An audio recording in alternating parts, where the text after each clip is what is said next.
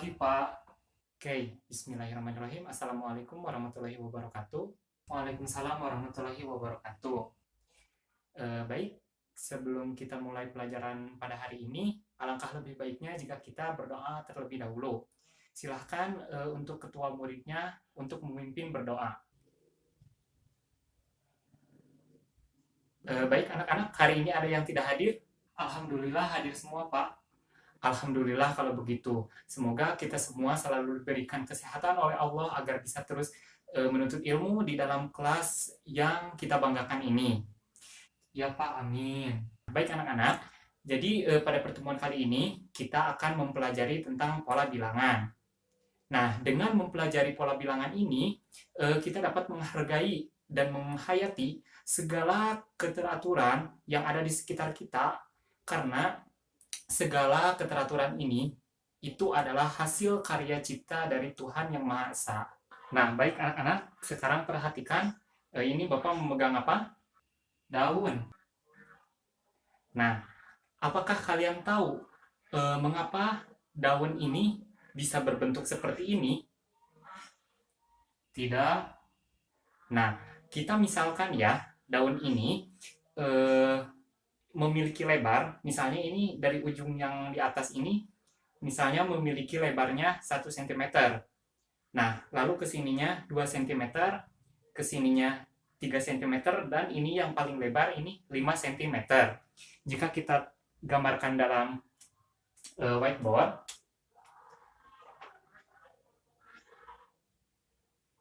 nah, kita misalkan ini 1 cm, ini 2 cm, ini 3 cm, dan yang paling lebar adalah 5 cm. Jika diperhatikan dengan baik, pola bilangan dari gambar daun ini, nah dari daun ini, ternyata memiliki bilangan yang sangat unik, yaitu ada 1, 2, 3, dan 5. Nah, coba apa hubungannya ya bilangan antara bilangan 3 ini dengan bilangan sebelumnya? Nah, coba acungkan tangan yang ingin menjawab. Saya, Pak. Ya, silakan, bagus. Hasil dari penjumlahan dua bilangan sebelumnya. Ya, benar. Jadi, ada keteraturan antara bilangan ketiga ini, bilangan 3 ini, dengan dua bilangan sebelumnya. Ya, begitu. Nah, jadi dengan bilangan keempat dan seterusnya itu, dia juga memiliki keterkaitan dengan dua bilangan sebelumnya. Misalnya, ini kan 3 nih. Jadi 3 ini memiliki keterkaitan dengan dua bilangan sebelumnya, yaitu 1 dan 2. Jadi tinggal 1 dijumlahkan dengan 2, yaitu 3. Begitupun juga dengan 5. 5 ini, nah 5 ini memiliki keterkaitan dengan dua bilangan sebelumnya, yaitu 3 dan 2. Kita jumlahkan 3 jumlah 2, yaitu 5. Baik, sekarang berikan lagi contoh yang lain, benda-benda yang memiliki pola di sekitar kalian. Yo, siapa? Acungkan tangan. Saya, Pak. Pola jarak keramik lantai yang ada di kelas kita. Ya, benar. Pola jarak keramik yang ada di lantai kelas kita ini berbentuk pola persegi panjang. Coba sekarang perhatikan anak-anak gambar yang ada di layar ini. Gambar apakah ini? Bunga matahari? Ya, benar. Dalam bunga matahari ini mengandung pola apa coba? Pola lingkaran. Ya, benar. Pola lingkaran. Nah, anak-anak, sekarang Bapak akan menjelaskan terlebih dahulu materi tentang pola bilangan ini. Nanti setelah Bapak beres menjelaskan, kalian akan berdiskusi mengenai tugas-tugas pola bilangan ini secara berkelompok yang telah ditentukan minggu lalu. Baik, sekarang adalah pola bilangan. Nah, lalu apa pola bilangan ini? Pola bilangan adalah suatu susunan bilangan yang memiliki bentuk teratur atau suatu keteraturan bilangan yang tersusun dari beberapa bilangan lain yang membentuk suatu pola. Nah, pada pola bilangan ini, jadi pola bilangan ini itu memiliki banyak jenis atau macamnya. Di sini kita akan mempelajari 5 pola saja, yaitu yang pertama pola bilangan ganjil, pola bilangan ganjil, terus pola bilangan genap, pola bilangan persegi, pola bilangan persegi panjang,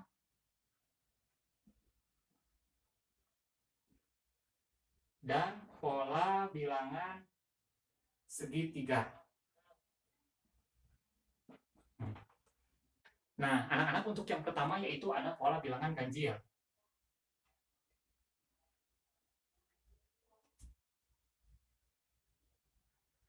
Nah, pola bilangan ganjil ini terbentuk dari sekumpulan bilangan-bilangan ganjil. Misalnya, contoh 1, 3, 5, 7, sampai dengan N. Nah, jadi bilangan-bilangan ini akan membentuk sebuah pola bilangan ganjil dengan rumusnya yaitu UN sama dengan 2N min 1. UN ini adalah suku ke N, ya. Dengan 2N, N itu adalah banyaknya suku yang ada di dalam deret pola bilangan ini, gitu. Terus dikurangi 1. Misalkan kita ingin membuktikan nih, apakah benar 7 ini adalah suku keempat dalam pola bilangan ganjil ini. Ya, berarti UN, N-nya kita ganti, kan 7 ini adalah keempat dalam pola bilangan ganjil. U4 sama dengan 2 dikali, N-nya kan ini 4. Kurangi 1 sama dengan 2 kali 4, 8, kurangi 1 sama dengan 7. Nah, berarti benar bahwa suku keempat dalam pola bilangan ganjil ini adalah 7. Lalu yang kedua ada pola bilangan genap. Pola bilangan genap. Nah, pola bilangan genap ini terbentuk dari kumpulan bilangan-bilangan genap. Misalnya 2, 4, 6, 8, dan seterusnya sampai N. Nah, untuk rumus pola bilangan genap ini yaitu ada UN sama dengan 2 kali N. Nah, hampir sama dengan ganjil, hanya saja kalau misalnya untuk pola bilangan genap ini tidak menggunakan negatif 1. Nah, misalkan kita ingin membuktikan nih pola bilangan suku keempat dari pola bilangan genap ini. Misalnya, U4 sama dengan 2 dikali 4 sama dengan 8. Benar kan? Jadi, suku keempat dalam pola bilangan ini adalah 8. Kita juga bisa menentukan pola bilangan genap ini, misalnya kita ingin menentukan suku ke-10 dari pola bilangan genap. Tinggal kita tuliskan saja di sini, U, N-nya kita ganti dengan 10, 2 dikali N-nya tadi kan 10.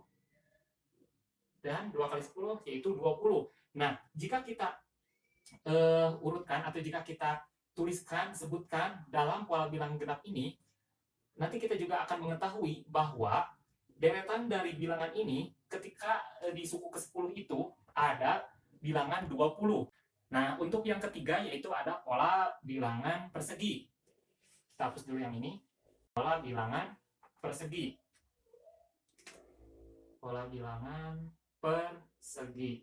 Nah, pola bilangan persegi ini terbentuk dari sekumpulan bilangan yang membentuk sebuah persegi. Misalnya, untuk menentukan pola ini, misalnya kita gambarkan, ya. Misalnya kita gambarkan dengan sebuah titik. Terus titik keduanya, titik ketiga,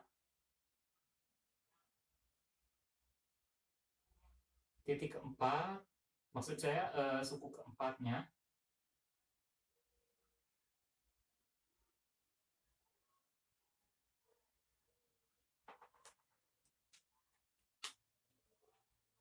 Nah, dapat kita ketahui berapa sih bilangan-bilangan yang ada pada pola bilangan persegi ini. Yang pertama, ini kan ada titiknya 1, berarti 1. Untuk suku kedua, yaitu ada 4. Untuk suku yang ketiga, ada 9 titik. Nah, untuk suku yang keempat, ada 16 titik. Nah, untuk rumus pola bilangan persegi ini, yaitu, ini kan disebut dengan N. Oh iya, lupa menjelaskan dari awal. Jadi, untuk bilangan-bilangan ini dinamakan dengan ini suku pertama, ini suku kedua, ini suku ketiga, dan ini suku keempat. Ini dinamakan dengan suku. Nah, untuk menentukan rumus dari pola bilangan persegi ini kan 4, 9, 16 ini adalah sebuah bilangan kuadrat. Nah, untuk 4 yaitu kuadrat dari 2, 9 dari 3, 16 dari 4. Berarti untuk rumusnya itu, yaitu tinggal kita tuliskan saja n kuadrat. Begitu. Nah, untuk pola bilangan yang selanjutnya, aduh maaf, barusan ini 3, sekarang 4. Nah, untuk selanjutnya yaitu pola bilangan persegi panjang. Nah, sama halnya dengan pola bilangan persegi, kita akan menggambarkan dengan menggunakan titik terlebih dahulu. Di sini ada 1 titik, ada 2 titik, ada di sini, nah 3 titik, maksud saya di suku ketiga ini ada 6 titik. Di sini ada, sebenarnya sih untuk ini ya anak-anak, untuk pola bilangan persegi ini bebas, yang terpenting itu bilangannya itu akan membentuk sebuah persegi jika kita analogikan dengan sebuah titik ini. Nah, di sini ada, di suku pertama ada 1, di suku kedua ada 2, di suku ketiga ada 6, di suku keempat ada 12. Nah, ini kan n, ya anak-anak, n. Jadi untuk rumus pola bilangan persegi panjang ini ada UN sama dengan n plus 1. Nah, sekarang yaitu ada pola bilangan segitiga. Yang terakhir, pola bilangan segitiga. Nah, kita juga akan menggambarkan terlebih dahulu seperti pola bilangan sebelumnya, yaitu pola bilangan persegi dan persegi panjang. Kita gambarkan misalkan dengan titik lagi. Ini titik untuk suku pertama, ini titik untuk suku kedua, ini titik untuk suku ketiga, ini titik untuk suku keempat. Nah, suku pertama yaitu berjumlah 1, untuk suku kedua berjumlah 3, suku ketiga berjumlah 6, dan suku keempat yaitu berjumlah berapa nih? 1, 2, 3, 4, 5, 6, 7, 8, 9, 10. Nah, untuk rumusnya sendiri, pola bilangan segitiga ini yaitu UN sama dengan setengah UN setengah N setengah N dikali N plus 1. Nah, kita akan membuktikan misalnya nih, untuk pola yang ketiga nih, 3, berarti U3 sama dengan 1/2 setengah dikali 3, 3 ditambah 1. 1/3, 1/2, 3 dikali 4. Sama dengan setengah dikali 4, 2. 2, jangan di situ deh. Setengah kali 3 dikali 4. Kita kalikan dulu yang setengah dikali 4 agar lebih mudah. Berarti di sini ada 2. Kita tuliskan lagi 3. 3 dikali 2, 6. Sehingga terbukti bahwa untuk suku ketiga menggunakan rumus pola bilangan segitiga ini yaitu 6. Untuk materi pengantar pola bilangan ini sudah selesai, coba kalian membentuk sebuah kelompok yang sudah dibagikan minggu yang lalu. Coba duduk dulu bersama kelompoknya masing-masing. Nah, Bapak akan membagikan lembar kerja siswa untuk dikerjakan oleh kalian secara berkelompok. Nah, ini. Baik, perhatikan LKS kalian. Yang pertama yaitu mengamati. Nah, di sini ada beberapa bahan atau benda yang akan kalian teliti, nanti akan dimasukkan ke nilai-nilainya ke dalam LKS, hubungkan benda yang kalian amati ke dalam LKS, lalu silakan jawab pertanyaannya. Bapak berikan waktu selama 15 menit.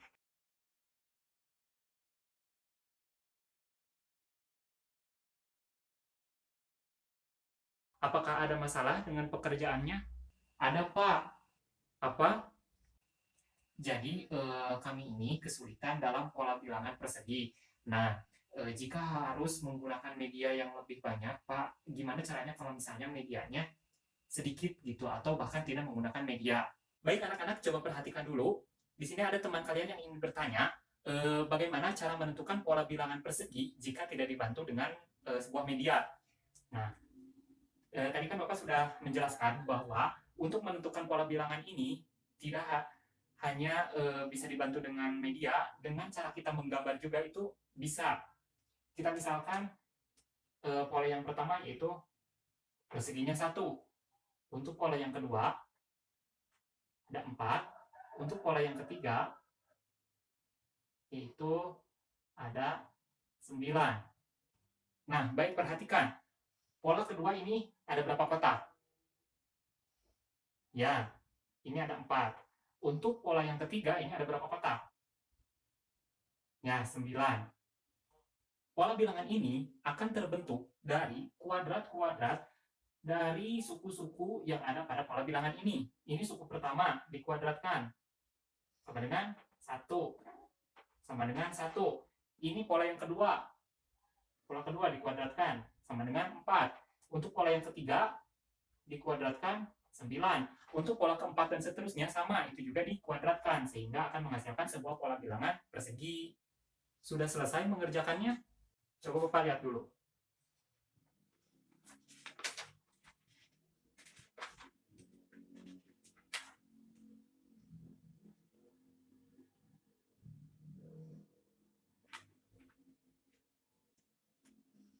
Ya baik, ini nomor 4 dan nomor 5-nya belum selesai. Coba kalian selesaikan terlebih dahulu.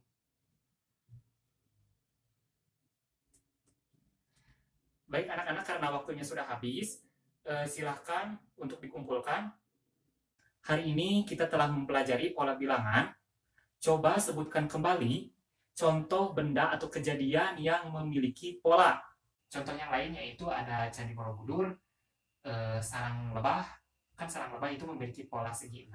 Apa manfaat yang dapat kalian rasakan dalam mempelajari pola ini? Dalam pola, kita dapat mempelajari keteraturan-keteraturan untuk melakukan hal selanjutnya. Baik anak-anak, pertemuan hari ini dicukupkan dulu sampai tadi apa ya? Sampai nomor 5 itu yang pola bilangan segitiga. Mungkin di antara kalian ada yang masih belum paham mengenai materi hari ini. Coba tuliskan dalam buku tugas kalian apa saja yang belum dimengerti. Nanti minggu depan kita akan bahas lagi mengenai materi yang belum kalian pahami. Agar kalian lebih memahami tentang materi pola bilangan ini, Bapak akan memberikan tugas. Nah, tugas ini dikerjakan secara berkelompok, ya, dikerjakan secara berkelompok dengan ya kelompok ini. Nah, ini adalah lembar tugasnya. Ini ada lembar tugasnya. Kalian isi dengan anggota kelompok kalian masing-masing di rumah. Dikumpulkan minggu depan, sekaligus kita akan membahas dari tugas ini. Baik anak-anak, sekian pertemuan kali ini. Kita akan bertemu lagi di minggu depan. Assalamualaikum warahmatullahi wabarakatuh.